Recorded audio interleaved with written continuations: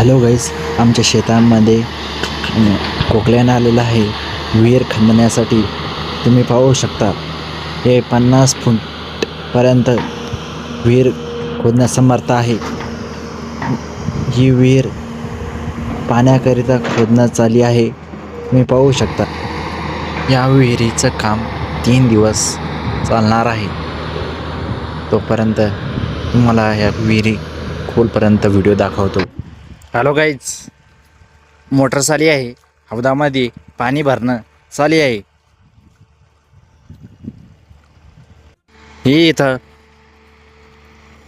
विहीर खोदणं चाली आहे. इथं मशीन आहे.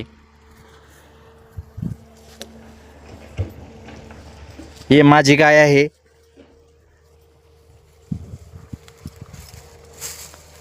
काही